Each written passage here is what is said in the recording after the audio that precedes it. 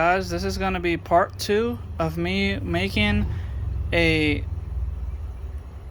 carriage basically for the heated bed for my 3D printer that I'm designing. So when I was at BenHub, I found this extra piece. I actually found this once already. This is the first one, but as you can see, I had to put a lot of holes, but it didn't seem like it was really fitting properly because I didn't have the I wasn't using this bracket that I was showing in the first video, so I used it on the new one that I got because I found this one first like a week ago, and then I found the same one brand new. I just got it today, so I drilled the holes out using that bracket that I just showed you. Let me just show you one more time. So this Z bracket slash Z and X. So I use this for the mounting of the hose because this is perfect for the 20 by 40.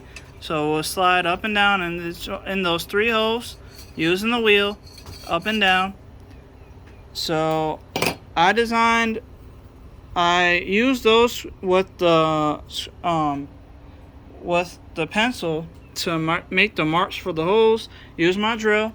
And it works even better than the first one that I made with the license plate because I don't have, as you can see, I don't have any of the eccentric nuts. I only have these 3D printed spacers on here. So I'm going to put it on. So let me just show you really quick. So if I could get the video in the shot, you see right there, right here, and there goes the top. There it goes. And it's nice and tight. I don't need an eccentric nut for this one because it's nice and tight, and both sides are able to roll like it's stuck right there, which is good. And what's even better, they have a lot of these really long hole lines right here, so I'll be able to put in the belt and then use like a zip tie to clamp the belt, the GT2 pulley belt, and then I'll be able to use this as the pulley to move with the belt, to move it back and forth for the y-axis. So it'll be going front and back. So I'm gonna there we go, got that on there, and as you can see, it's stuck on there right now because I'm not pulling it up and down. So if I just lift my arm up, my hand up and down, you can see that the wheels are rolling pretty nice, and it's nice and tight, so I don't need an eccentric nut for this one. The other one, if I wanted to use that one, I probably would need an eccentric nut, but this one is doing really well, so I don't even think I would need anything other than to drill the holes for my heated bed so I can mount this bracket to it. And these are 5mm thick, I guess, because they're M5 bolts, and this is all metric, so it's not American, it's all metric stuff, all metric. So I have M5 bolts with the G2, the V wheels that have the M5 hole to put them on, and then I have 5mm hole for the 3D printed spacers that I made. So they're 5mm holes, and it is 10mm thick, which is thick enough for the for it to go into the excursion without being too close. Like it's basically the right height for the V wheel to be put in.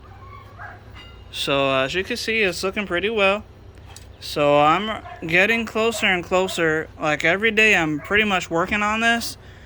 So right here, oh yeah, let me just remind you guys, yesterday I ordered on Amazon some M6 taps. So these are M6 bolts right here. So I'm probably gonna have to get some more M6 bolts, but I need them to be a little longer because these are only 16mm. I need about 40mm. So I threaded and tapped the top here, as you can see, that hole right there. So it fits the M6 bolt. I can actually just screw it in a little bit. I don't have to tighten it. I could just use my finger, and then I could just show you real quick. I could lift it up, the whole entire aluminum excursion with my hand, so it's really tapped. It's basically like a bolt a nut.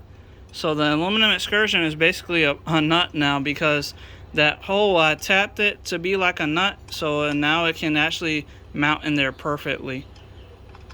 So all I gotta do, I could use this as my Z-axis if I wanted to. So say I got these brackets over here. This is for the Ender 3 or the CR10.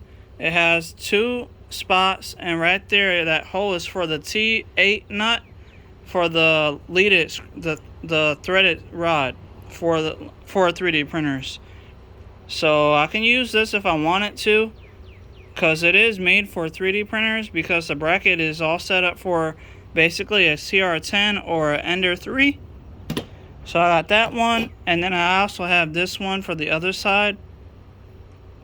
So all I would probably need to do is design another one of these and 3D print it, so that way I can have both sides, just like how that one is over there, where the back part is like this, and then the front will have the T-nut. So like I only need one T-nut, because I'm only going to probably be doing one stepper motor for the Z.